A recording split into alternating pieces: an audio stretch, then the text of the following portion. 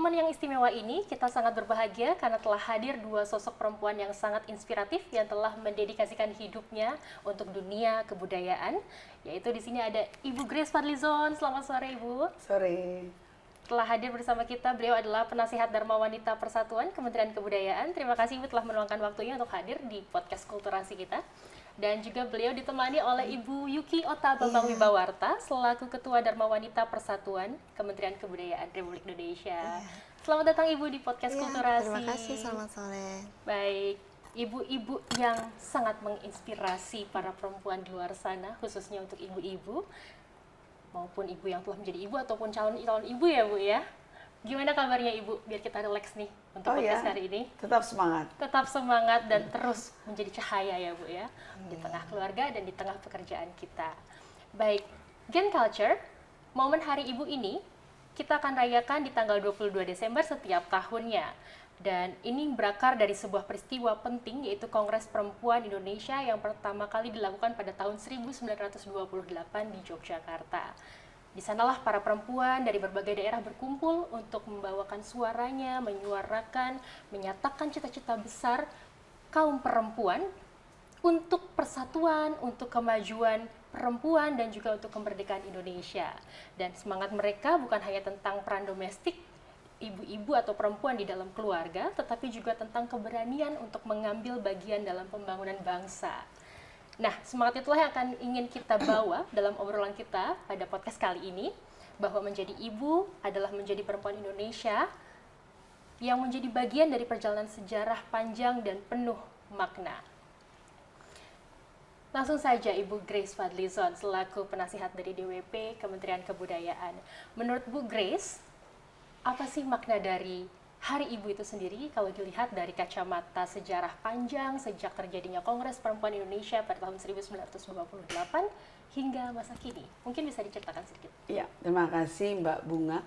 Jadi mungkin kita harus berangkat sedikit ke sejarah mengenai ditetapkannya tanggal 22 Desember sebagai Hari Ibu ya, berdasarkan Kepres nomor 316 tahun 1959. Di situ disebutkan beberapa hari besar, salah satunya adalah tanggal 22 Desember sebagai Hari Ibu. Nah, tadi sempat disinggung mengenai Kongres Perempuan Indonesia pertama. Jadi itu kalau kita lihat ya, tahun kan 1928. Tidak jauh dari Sumpah Pemuda 28 Oktober 1928. Kemudian ibu-ibu wanita pada saat itu, kemudian setelah itu beberapa bulan mengadakan Kongres Wanita Indonesia pertama tanggal 22 sampai tanggal 25 Desember kalau tidak salah 1928. Tempatnya di mana coba? Ini yang menarik. Kenapa Kementerian Kebudayaan harus tahu, yaitu di kantor BPK 10 yang sekarang kita tempati. Itu merupakan tempat di mana dilaksanakan Kongres Wanita Kongres Perempuan Indonesia 1928 yang pertama itu. Nah, pada saat itu memang dihadiri oleh cukup banyak peserta, tapi masih bersifat masih domestik ya, belum terlalu nasional. Yaitu dihadiri oleh 30 organisasi seperti Putri Mardika, Aisyah, Wanita Katolik, dan Jong Java Dames Afdeling. Nah, di situ mereka ada beberapa poin yang mereka bawa untuk menjadi perhatian dan menjadi komitmen. Pertama, isu penting yang dibahas adalah pernikahan usia dini. Mungkin dulu masih sangat muda ya, sudah menikah. Kemudian ada perdagangan perempuan atau woman trafficking ya. Pada saat itu, pada zaman masih penjajahan ya, itu 1928. Nah, itu sudah terjadi. Nah, itu yang kemudian mereka bahas. Kemudian ada pendidikan bagi anak dan perempuan, kesetaraan hak dan dalam perkawinan, peningkatan peran perempuan dalam kemajuan bangsa. 5 hal ini sebenarnya menjadi hal yang sangat relevan even dalam kondisi sekarang ya. Jadi menurut saya pemimpin pada saat itu cukup visioner. Wanita perempuan-perempuan pada zaman Kongres Perempuan itu cukup visioner, melihat topik-topik yang sebenarnya akan selalu relevan sepanjang masa. Dan buat saya ada satu hal yang paling penting adalah keberanian. Keberanian dari wanita atau perempuan pada saat itu mengadakan kongres pada masa masih dijajah.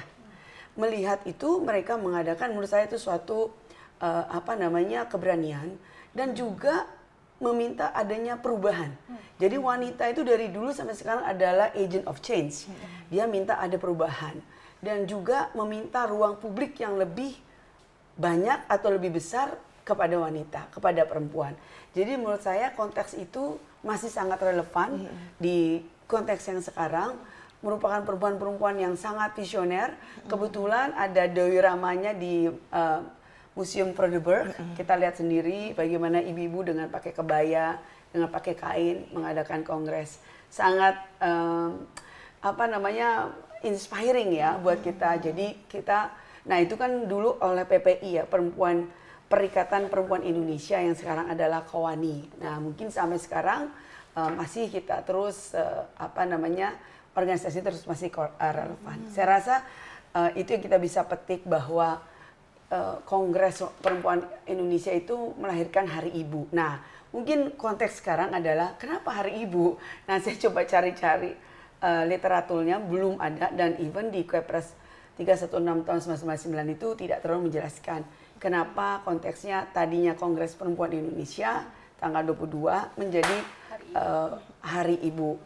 Nah, Hari Ibu itu menurut saya ya mungkin masih tadi untuk konteksnya gini, untuk ibu-ibu yang sudah ibu-ibu atau calon ibu-ibu. Makanya mungkin lebih enak memang kalau disebut Hari Perempuan, tapi mungkin sudah tidak bisa diganti. Sehingga cakupannya, coverage itu lebih luas. Nanti Ibu Yuki bisa cerita mengenai acara atau kegiatan kita itu tidak hanya khusus untuk ibu ya, atau pokoknya perempuan. Supaya ini benar-benar agent of change, ruang publik lebih banyak kepada perempuan. Baik. Jadi mungkin itu. Terima kasih. Baik, terima kasih Ibu Grace Fadlizon selaku Bu Menteri dan juga penasihat dari DPP Kementerian Kebudayaan. Selanjutnya kalau dari kacamata Bu Yuki nih, boleh cerita tentang makna dari Hari Ibu makna sendiri? Hari Ibu. Terima kasih Mbak Bunga. Bagi saya, merayakan Hari Ibu adalah merayakan kesehatan keluarga. Karena kualitas bangsa dimulai dari satu unit paling kecil, ya, keluarga yang sehat, kuat, dan penuh kasih. Dan di dalamnya ada seorang ibu menjadi mata air kehidupan. Di dalam keluarga, seorang ibu sering menjadi pusat keseimbangan, pengatur ritme kehidupan sehari-hari, menjaga nilai-nilai, dan pengambil keputusan penting terkait gizi, ekonomi, pendidikan, hingga kesehatan mental keluarga. Karena itu, makna Hari Ibu juga sangat erat dengan isu kesehatan keluarga. Baik, ya, terima kasih. Dan ada lagi mungkin? Ya, oke. Ibulah yang menjaga aliran keseimbangan itu dari memastikan anak-anak tumbuh dari gizi dan kasih sayang, hingga menjaga ruang aman bagi seluruh keluarga untuk bertumbuh. Dan seorang ibu perlu menjadi pribadi yang mandiri secara mental, ekonomi, emosional, agar ibu percaya diri dan mengambil keputusan terbaik bagi dirinya dan untuk keluarganya. Ketika ibu selalu sehat, mandiri, dan dihargai, maka seluruh keluarga ikut naik kelas dalam kualitas kehidupannya. Ya, jadi Hari Ibu itu mengingatkan kita bahwa investasi terbaik untuk masa depan bangsa adalah memastikan setiap ibu memiliki dukungan, ruang bergerak, dan cinta yang layak ia terima untuk menjadi pribadi yang kuat dan mandiri.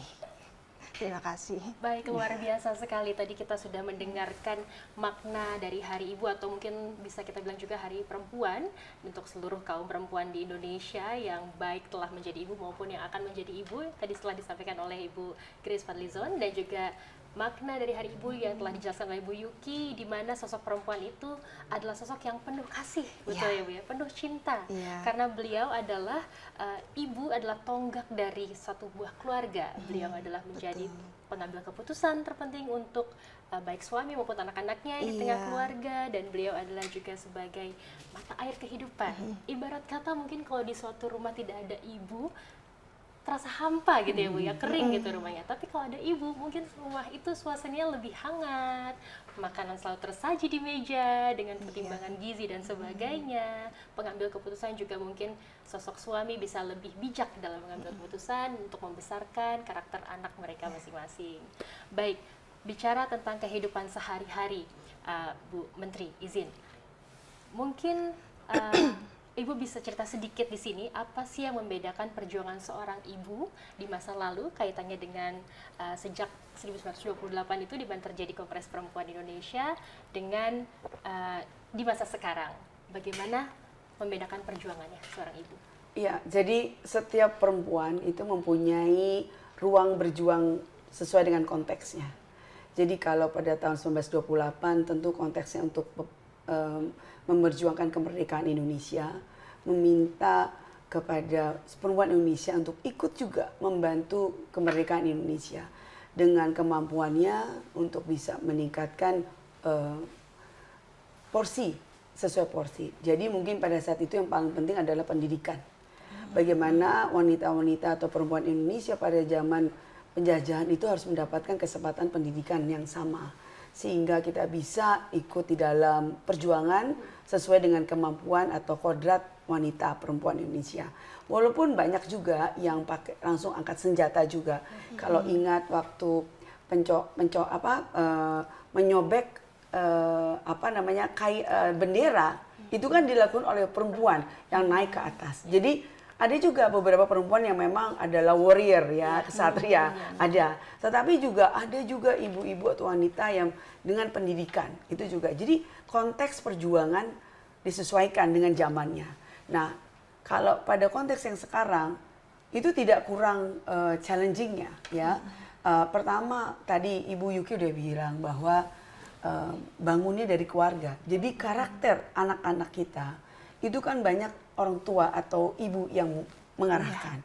Apakah menjadi yang masih tetap pada ingat kepada budaya Indonesia. Jadi budaya Indonesia itu punya nilai-nilai luhur ya, seperti menghormati orang tua, ya kan, kemudian sangat berempati dengan orang lain, kemudian disiplin dan seterusnya. Nah, nilai-nilai budaya, warisan luhur budaya ini harus dari biasanya ibu yang mengajarkan. Dan tentu ibu-ibu ini harus menjadi role model juga. Karena anak-anak sekarang kan kritis. Kita nggak bisa nyuruh anak-anaknya suruh A, kita kerjain B. Nah, jadi kita harus, contoh nih yang lagi ramai sekali tentu adalah digitalisasi. Ya kan, penggunaan HP dan seterusnya oleh anak-anak sekarang. Nah, kita suka lihat kan di TikTok bagaimana banyak sekali anak-anak itu tantrum. Kalau misalnya kita ambil handphone atau tablet atau iPad-nya, karena sangat tergantung ya. Nah, kita harus mengajari disiplin bahwa mungkin ada waktu tertentu dia bisa pegang atau waktu tertentu dia tidak bisa pegang ya, Ibu Yuki ya. Ya, ini sangat Bu Yuki mengalami kan Bu Yuki. Jadi maksud saya tidak kurang challenging-nya pada zaman sekarang. Karena kita ingin tetap anak-anak kita mengingat tetap warisan leluhur budaya Indonesia. Dan kita sangat terkenal dengan keramahannya dan harus juga kerja keras, disiplin dan seterusnya. Dan yang penting buat saya juga ketiga adalah tadi Ibu bilang mandiri, percaya diri. Nah, kita ibu-ibu ini memang harus mandiri dan percaya diri. Independen yes juga, oke. Karena kita ingin juga anak kita baik perempuan, laki harus juga seperti itu. Mandiri, independen. Nah, itu harus dari ibunya gitu, menunjukkan independensinya, mandirinya. Bukan berarti kita semuanya nggak mau tergantung sama suami ya, tetapi ada porsinya. Menunjukkan supaya menjadi role model seperti itu. Dan juga penggunaan HP. Kita meminta anak kita nggak pakai HP, tapi kita berjam-jam juga pakai HP. Dan itu akan mengganggu pertumbuhan anak loh. Karena kadang-kadang anak-anaknya tidak diperhatikan, main HP saja gitu ya. Itu kan berapa kali banyak psikolog ini, ayo ibu anak-anak tumbuh kembangnya diperhatikan, jangan main HP aja gitu. Jadi konteks itu ya kita harus perhatikan, mandiri, independen. Dan menurut saya, karena anak-anak saya sekarang sudah di international level, adalah kompetensi. kemampuan anak harus kita lihat bakat mereka, lebihnya di mana, karena setiap anak pasti punya kelebihan. Jangan lihat kekurangan. Nah, ibu-ibu harus bisa teliti melihat itu sehingga anak-anak itu harus punya percaya diri, sehingga dia bisa compete dalam skala global internasional, skala internasional. Anak-anak kita yang nanti besar sudah ini harus menjadi pewaris negara Indonesia. Nah, kita makanya ingin kita tetap anak-anak ingat sebagai orang Indonesia, satu. Kedua, berjiwa mandiri. Ketiga, harus bisa bersaing dalam global internasional. Begitu ya Bu Yuki ya? Betul sekali. Jadi mengharumkan nama Indonesia juga. Jadi nggak boleh jago kandang, tapi benar harus di skala internasional. Luar. Itu konteks yang sekarang ya. Ya, betul, itu konteksnya sekarang. Kalau di zaman balik ke flashback ke tahun perjuangan. Iya, tadi kan saya tantangan udah tadi tuh, sebutkan. berarti, Bu. Tentu harus sesuai dengan porsi dan kemampuan. Mungkin ingin jadi warrior, prajurit silahkan. Laskar di depan bisa juga. Atau ibu-ibu make sure anak-anaknya mendapat pendidikan. Ya kan, ketiga menjadi pemimpin komunitas juga bisa. Empowering masyarakat juga bisa dengan kemampuan. Banyak sekali yang bisa dikerjakan pada konteks saat itu. Tetapi menjadi bagian untuk memperjuangkan kemerdekaan, itulah yang dilakukan pada saat itu. Lebih fokus kepada itu. Baik, Ya. berarti kita tidak bisa sepihak gitu ya Bu ya. Membandingkan secara sebelah mata gitu Iya, perjuangan tidak bisa. zaman dulu dengan zaman sekarang karena masing-masing ada plus minusnya, Yang betul tadi ya Bu juga ya? saya sebutkan, yang 5 hal itu sampai sekarang konteksnya masih masuk. Betul. Seperti pendidikan, woman trafficking, Iya. perkawinan muda, dan seterusnya. terjadi Masih ternyata. terjadi. Jadi saya rasa, saya bilang bahwa pemimpin-pemimpin pada saat itu, perempuan-perempuan pada saat itu visioner. Dia mengambil tema yang relevan sepanjang masa. Jadi kita harus sangat menghargai, melihat perjuangan-perjuangan perempuan pada tahun 1928 itu. Jadi bisa dibilang nenek moyang atau leluhur kita, pendahulu-pendahulu kita tuh sejak dulu memang sudah pintar ya Bu ya, Ya, sudah cerdas. melihat ke depan. Iya, mereka masalah sangat ini. visioner dan Ya. dan memang terbukti sampai dengan sekarang topik tersebut masih Bahkan relate gitu. sampai porsi di ruang publik, misalnya di politik, di birokrasi, itu sudah diperjuangkan dari 1928. Iya. Jadi bukan baru sekarang loh, jadi sangat relevan. Jadi intinya masih terus berjuang ya Bu ya, Iya. tapi dengan konteks yang berbeda. Kalau dulu mungkin memperjuangkan kesetaraan, gender dan hak, juga untuk menyuarakan suara-suara perempuan, sekarang juga kita masih terus berjuang, tapi dalam membangun karakter bangsa, betul ya Bu ya, di tengah gempuran teknologi, informasi, dan campuran tantangan lainnya di dunia globalisasi. Iya. Baik Bu Menteri, izin Bu Menteri, selanjutnya di Bu Menteri. Ngomong-ngomong soal posisi Ibu sekarang selaku penasihat dari Dharma Wanita Persatuan Kementerian Kebudayaan, di mana sekarang Ibu tergabung di dalamnya, berhimpun untuk memimpin dan memberikan nasihat untuk mengambil arah kebijakan di dalamnya. Bisa mungkin diceritakan sedikit, terdapat perbedaan yang spesifik nggak sih dalam penyusunan program di Kementerian Kebudayaan? Ya, kebetulan sekali ini kita lagi gencar bikin program untuk 2026. Ya hampir puluhan lah ini ya. Ya, Bu betul, Yuki, betul. kita luar biasa Sudah sibuk banyak ya PR-nya ya? Cukup banyak. Banyak sekali. Tapi kalau lihat dari struktur DWP, mereka membagi dalam 3. 1 pendidikan, kedua ekonomi, ketiga sosial dan budaya. Jadi kita sebenarnya beranjak dari situ. Namun mungkin karena kami adalah DWP dari Kementerian Kebudayaan, kebudayaannya agak lebih banyak gitu ya. Misalnya kita sudah mengenalkan juga keanekaragaman hayati. Jadi tidak hanya nasi, tapi juga kita sudah memperkenalkan makanan-makanan tradisional yang merupakan warisan budaya tak benda, seperti papeda, Papua ya Papua Ibu, ya. ya. Terus apalagi Ibu Yuki makanan yang kita sudah Nasi jagung. perkenalkan ya, Ya, jagung, dagu, ya, sagu. sagu ya. papeda. Jadi itu termasuk kita juga dalam rangka memperkenalkan budaya, tetapi juga memperkenalkan kesehatan, bahwa mungkin sudah katanya kalau nasi atau beras kan GI-nya tinggi ya, indeksnya tinggi, sehingga mari beralih kepada yang lebih sehat seperti itu. Jadi ada unsur pendidikannya, tapi budayanya juga kita masukkan. Jadi mungkin lebih challenge seperti itu, menarik. Jadi Justru kebudayaannya itu sendiri yang membuat itu dinamis ya Bu ya, dengan kita Iya. mengangkat kearifan lokal dari masing-masing bidang. Iya. Ternyata dari sisi pangan, kearifan lokal bisa kita angkat, betul. dengan kita berbudaya memakan makanan. Istilahnya kalau kita ke daerah, kita tetap bisa hidup ya Bu ya. Betul. Dimanapun kita berada, di situ bumi dipijak, di situ langit dijunjung. Kita ke Papua, kita siap makan papeda ya Bu. Iya. Ibu udah makan papeda? Iya, tentu kita bikin acara yang serius dengan membawa chef dari Papua dan masak dan kita makan. Siap. Benar-benar enak. Ya berarti kayaknya ini ke depan ada program festival kuliner mungkin ya? Ada. Baik, ya itu tadi dari Bu Menteri kaitannya dengan keistimewaan program dari DWP Kebudayaan. Nah, kita beralih ke Bu Yuki selaku Ketua DWP ya Bu ya, Ketua Dharma Wanita Persatuan dari Kementerian Kebudayaan. Mungkin Ibu bisa berbagi sedikit relevansi dengan kegiatan-kegiatan yang disusun tadi yang sudah Bu Menteri juga jelaskan. Oke, terima kasih Pak Bunga. Yang kegiatan-kegiatan DWP Kemendut itu banyak sekali ya. Tapi saya salah satunya memperkenalkan yang tentang tadi saya sebutkan untuk kesehatan. Ya, tahun 2025 ada seminar pencegah kanker rahim dan kanker payudara.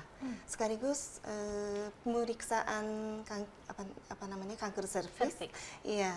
Terus donor darah, pemeriksaan kesehatan gratis. Dan tahun 2026 lebih banyak lagi ya Bu ya. Yang seminar stop kekerasan seksual pada anak, membangun kesadaran dan perlindungan dini dalam keluarga. Dan satu lagi talk show psikologi tentang hipnoterapi for mommies yang temanya sehat, hati tenang dan sehat hidup 8 sorry. Terus tetap donor darah dan satu lagi insya Allah akan melaksanakan hari olahraga yoga night di Museum Nasional. Iya.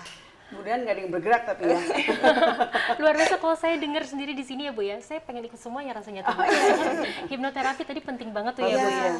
Dimana ibu yang sehat, keluarganya pasti sehat. Ibu bahagia, keluarganya pasti bahagia. Bagus sekali hipnoterapi.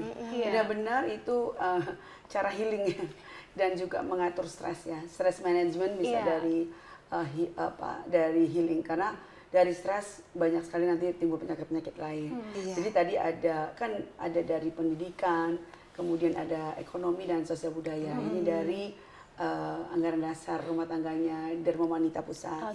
Jadi kalau pendidikan tadi kan melalui talk show dan seterusnya. Kemudian ekonomi kita bazar juga, ya kan. Terus juga beberapa kita akan ada tahun ini ya Bu ya, kita ada talk show mengenai kewirausahaan.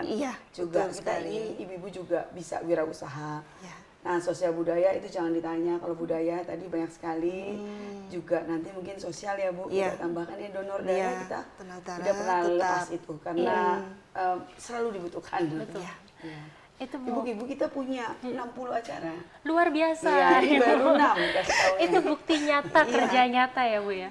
Tapi memang itu kami rasakan gitu ya Bu ya. Mungkin bisa menjadi perbandingan di nomenklatur sebelumnya, mungkin belum ada DWP Kebudayaan. Sekarang lahir DWP Kebudayaan dengan gerakan yang terus-menerus gitu bergulir, berkesinambungan, itu sangat terasa gitu perbedaannya. Tadi seperti Bu bilang menggerakkan ekonomi, itu nyata adanya ya Bu. Sebelumnya tidak ada bazar, tiba-tiba ada bazar kebudayaan. Wah, seru sekali. Bazar rebutan tempat, Bu. Iya. Terus juga ada pemeriksaan kesehatan untuk kanker serviks, Alhamdulillah dan kita sebagainya. kerjasama dengan rumah sakit ya untuk pemeriksaan kanker serviks dan kanker payudara. Pada pemeriksaan itu ada 100 yang kita kasih pemeriksaan dan ditemukan 1-2 yang menderita ternyata terkena kanker. Dengan pemeriksaan kami segera dilakukan tindakan operasi. Jadi itulah kita Penyelamatan dini ya Bu ya. betul. Jadi kami bahagia juga bahwa kami juga bisa menolong Berdampak ya. menolong sesama kita. Ya. Jadi ada poin plus minusnya itu tadi. Mungkin kalau nggak diperiksa tadinya juga kita nggak tahu dan ketika harus diperiksa juga tadinya mungkin takut-takut gitu ya Bu. Tapi mau gimana kalau memang ternyata ada hasilnya yang harus ditindaklanjuti, ada solusi yang segera kita ambil. Dan ada talk show-nya langsung dari Dokter Farida. Beliau adalah dokter bedah onkologi, terutama untuk breast, sangat bagus ya. Jadi benar-benar kita ingin terus audiensnya tidak hanya ibu-ibu, seluruh wanita, perempuan yang bekerja di Kementerian Kebudayaan dan sekitarnya mendapatkan keuntungan atau manfaat dari kegiatan-kegiatan kami. Jadi kepedulian itu terasa sekali sih memang, luar biasa. Terima kasih nih Ibu DWP atas program-programnya.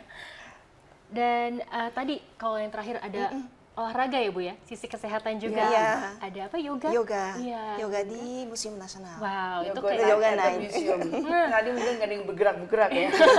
night at the museum, ini ditambahin yoga depannya. Iya. Nanti belum lagi mungkin ada running ya Bu ya. Iya, running culture gitu kan.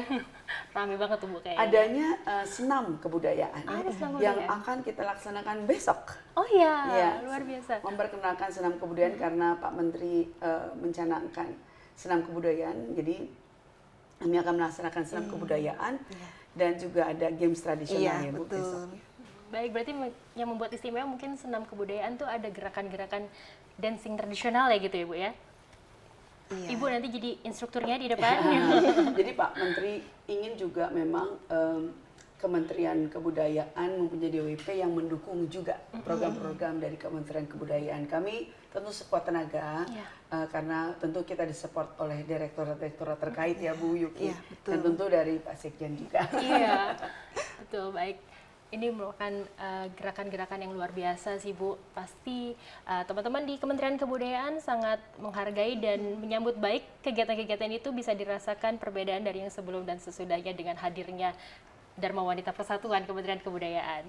Baik Bu Grace dan Bu Yuki, mungkin Bu Grace nih bisa memberikan contoh-contohnya tadi selain di dalam bentuk program dari DWP itu sendiri, bagaimana sih cara kita melanjutkan semangat perjuangan perempuan dalam kehidupan sehari-hari? Mungkin hal tersebut juga sebagai pesan bagi seluruh kaum perempuan di luar sana, baik yang sudah menjadi ibu maupun calon ibu yang akan Saya melahirkan persilakan generasi yang penerus. muda dulu.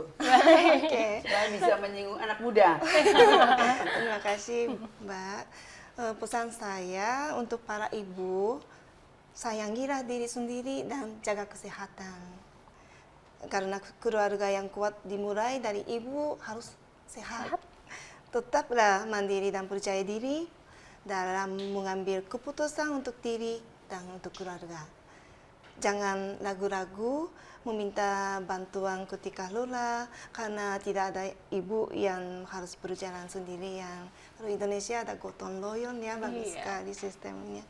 Teruslah belajar dan berkembang agar hidup semakin kaya dan bermakna.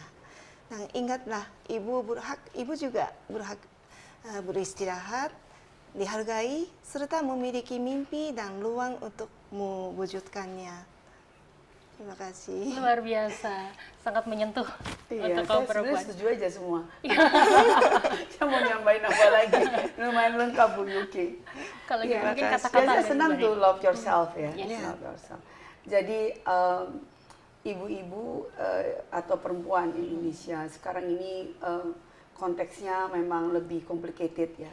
Karena ada banyak misalnya dari anak-anak muda ya yang harus masih mencari pekerjaan ya. Itu kan memang di Indonesia masalahnya mau lapangan pekerjaan.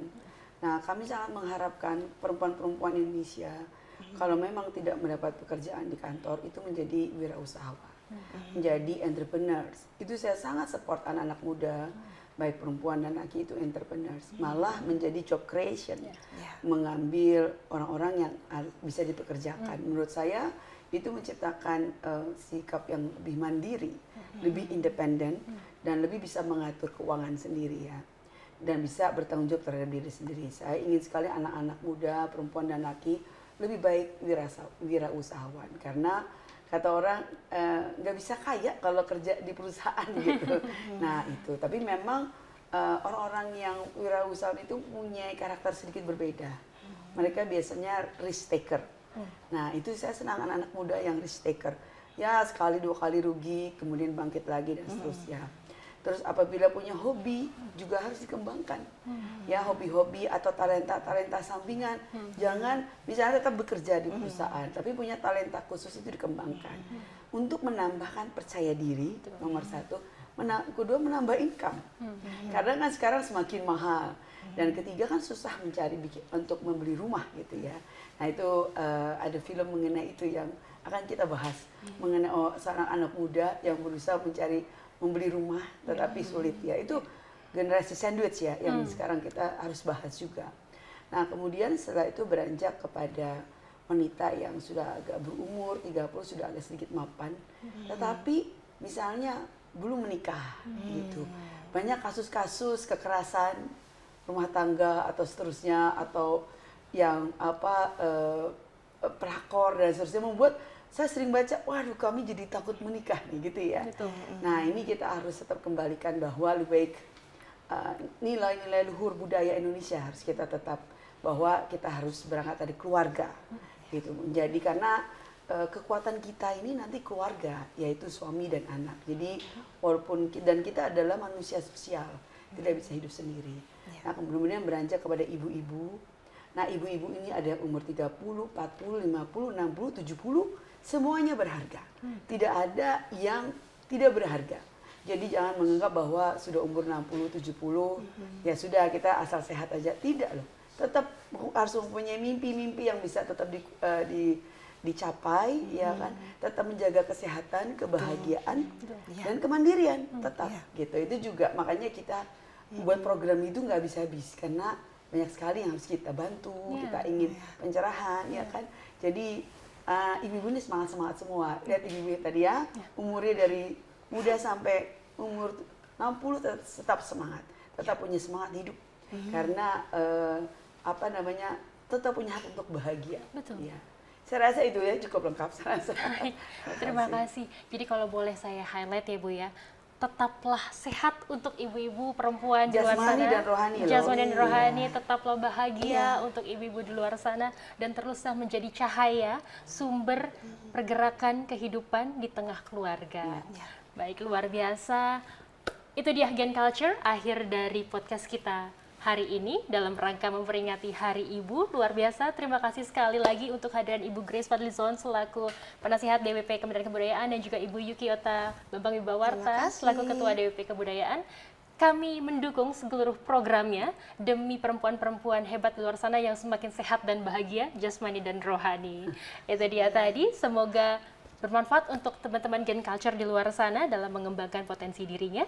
Dan jangan lupa like, comment, and subscribe di YouTube Kementerian Kebudayaan, YouTube Kemendikbud, dan juga YouTube Indonesiana.